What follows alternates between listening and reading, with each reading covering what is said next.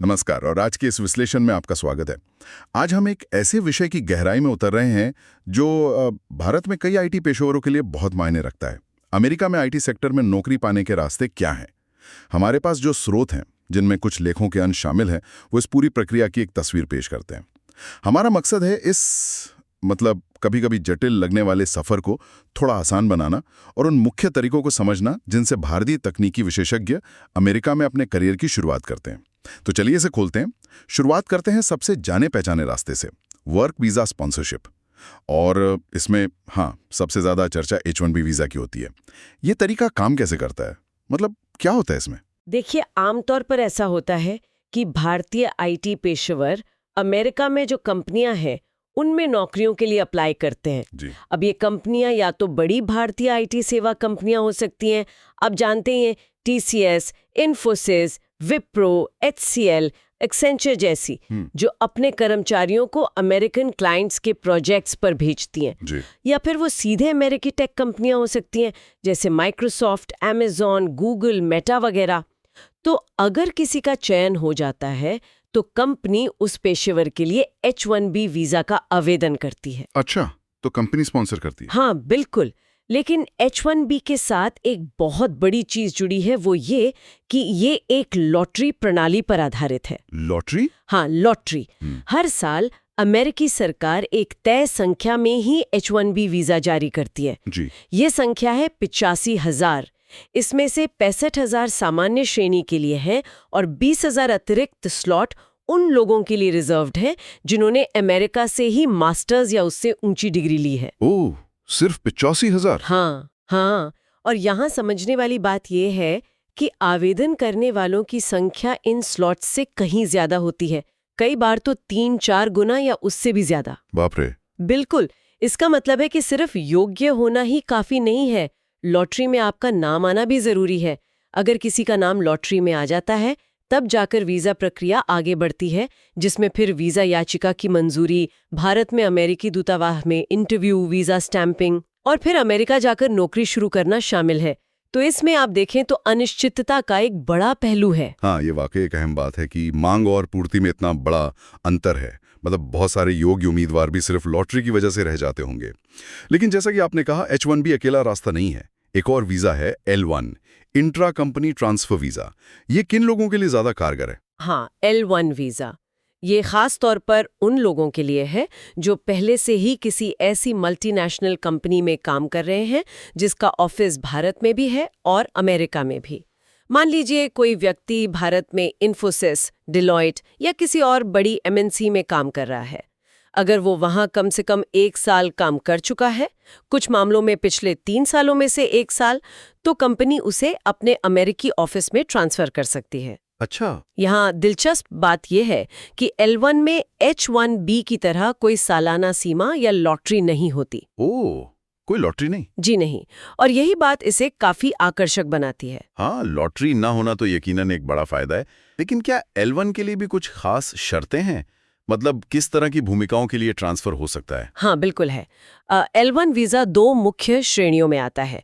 एक है L-1A जो मैनेजर्स और एग्जीक्यूटिव्स के लिए है, और दूसरा है L-1B जो स्पेशलाइज्ड नॉलेज यानी विशेष ज्ञान रखने वाले कर्मचारियों के लिए है। Specialised knowledge? हाँ, L-1A के लिए तो ये दिखाना होता है कि व्यक्ति कंपनी में एक प्रबंधकीय या कार्यकारी भूमिका निभाएगा, और L-1B के लिए ये साबित करना होता है कि कर्मचारी के पास कंपनी के उत्पादों, सेवाओं, रिसर्च, सिस्टम्स या प्रबंधन के बारे में ऐसा विशेष ज्ञान है जो आसानी से किसी दूसरे कर्मचारी में नहीं पाया जा सकता। जैसे कि मान लीजिए कोई ऐसा इंजीनियर है जिसके पास कंपनी की किसी खास प्रोप्राइटरी टेक्नोलॉजी का गहरा ज्ञान हो, तो वो L-1B के योग्य हो सकता है।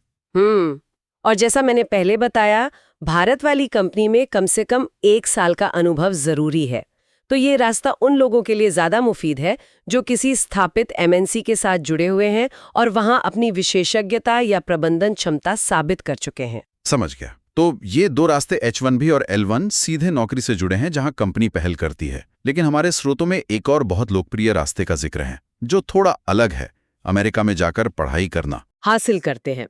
खासकर computer science, data science, AI, engineering management जैसे STEM मतलब साइंस, टेक्नोलॉजी, इंजीनियरिंग, मैथ क्षेत्रों में।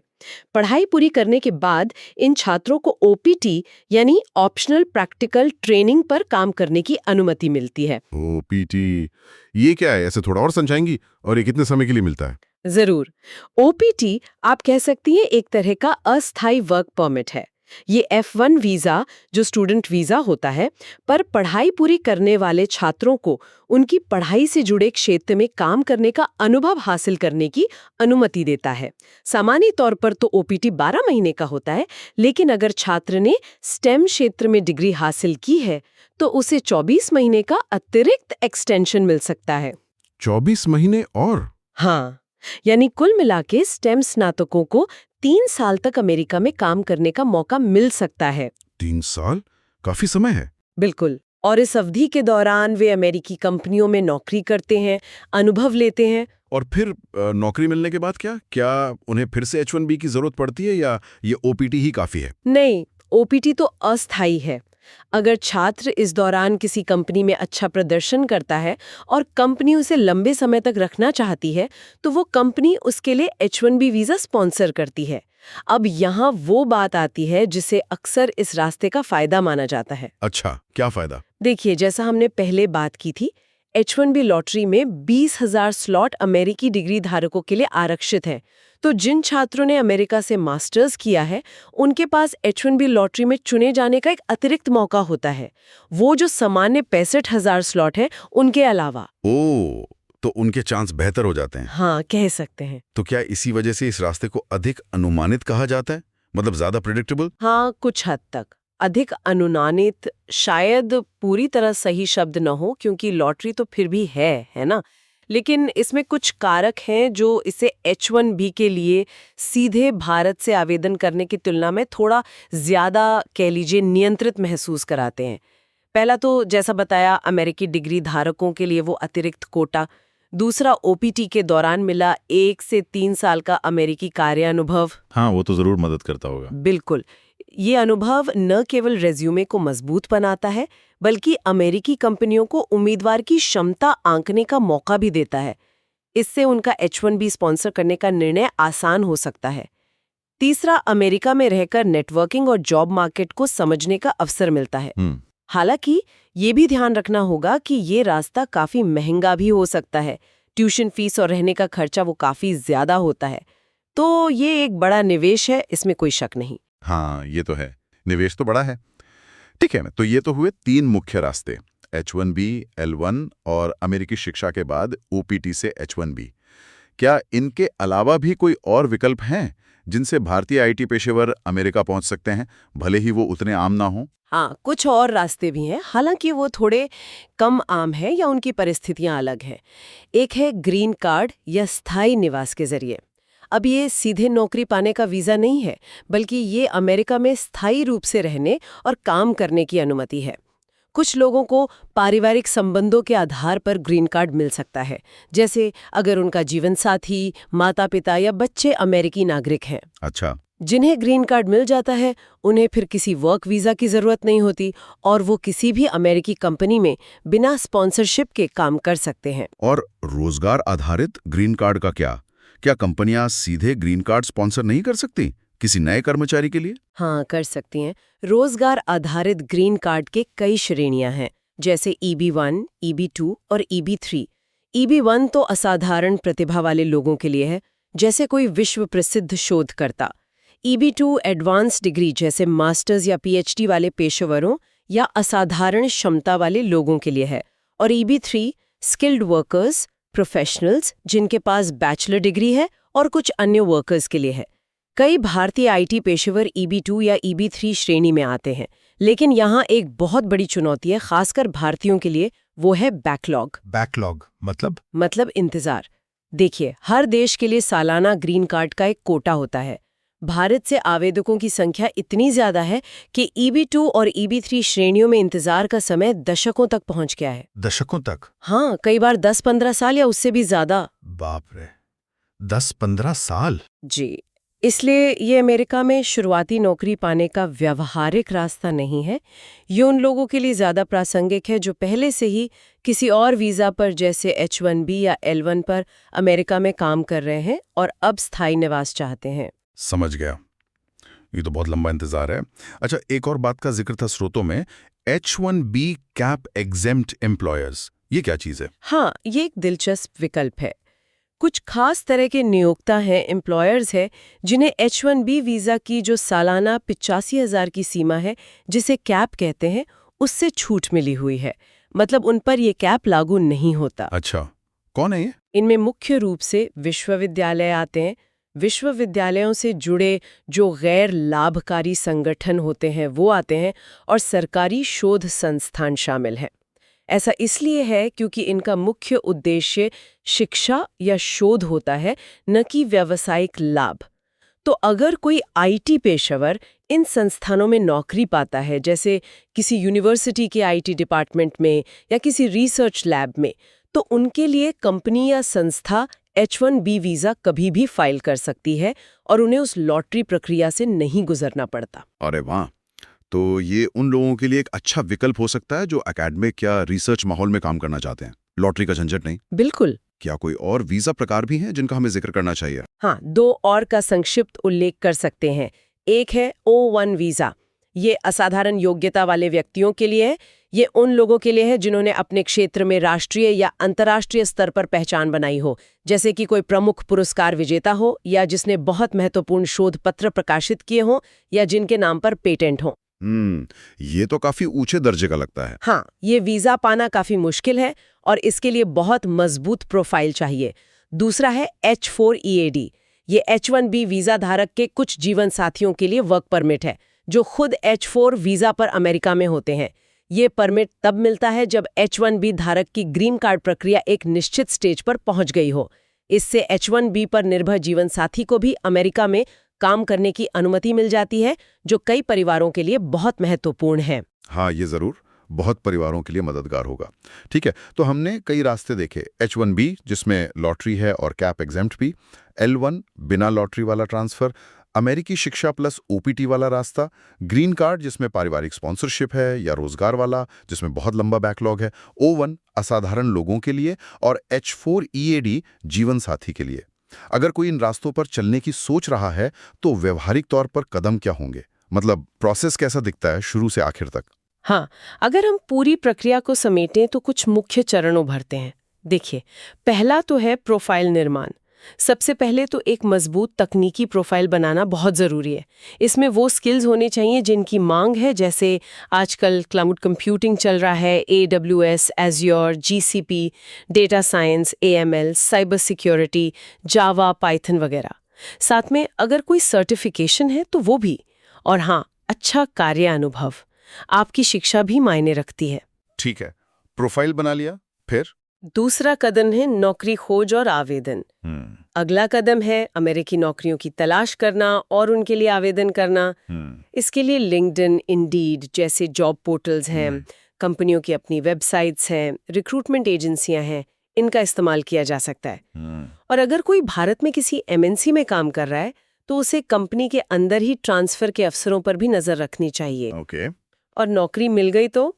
तीसरा है ऑफर और स्पॉन्सरशिप। एक ऐसा नौकरी का ऑफर हासिल करना जहां नियोक्ता मतलब एम्प्लॉयर वीजा स्पॉन्सर करने के लिए तैयार हो। यहीं पर ज्यादातर चुनौती आती है क्योंकि हर कंपनी अंतर्राष्ट्रीय उम्मीदवारों को स्पॉन्सर नहीं करना चाहती या कर पाती। ये एक बड़ा फिल्टर है।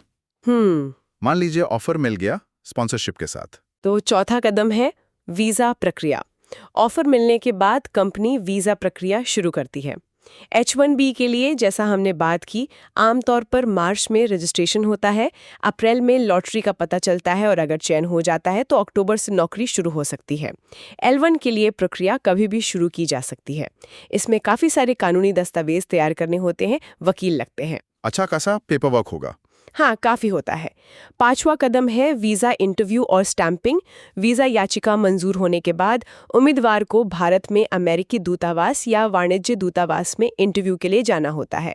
अगर इंटरव्यू सफल रहता है तो पासपोर्ट पर वीज़ा स्टैंप लगता है। इंटरव्यू भी होता है? जी हाँ। और छठा और आखिरी कदम है यात्रा और ज्वाइनिंग। वीज़ा मिलने के बाद अमेरिका की यात्रा करना और अपनी नई नौकरी शुरू करना। वाह, ये तो एक लंबी और कई चरणों वाली प्रक्रिया लगती है। काफी कुछ करना पड़ता है। आपने इतने सारे रास्ते बताए, लेकिन क्या आप उन 2 रास्तों को फिर से रेखांकित कर सकती हैं जो स्रोत सबसे आम बताते हैं? मतलब ज्यादातर लोग कैसे जाते हैं? हाँ, अगर हम इसे बड़ी तस्वीर से जोड़ें तो स्रोत और अनुभव दोनों यही बताते हैं कि भारतीय आईटी पेशेवरों के लिए अमेरिका जाने के 2 रास्ते सबसे ज्यादा प्रचलित हैं। 2 मुख्य मॉडल हैं, आप कह सकती हैं। पहला मॉडल, भारत में किसी बड़ी आईटी सेवा कंपनी जैसे टीसीएस, इन्फोसिस, कॉग्निजेंट, विप्रो में करियर शुरू करना, कुछ साल का अनुभव हासिल करना और फिर कंपनी द्वारा अमेरिकी क्लाइंट प्रोजेक्ट पर ऑन साइट भेजा जाना। ये ट्रांसफर अक्सर L1 वीज़ा पर होता है अगर शर्तें पूरी होती हैं, या फिर कंपनी H1B के लिए आवेदन करती है। ये एक बहुत कॉमन तरीका है। हाँ, ये तो बहुत सुना है।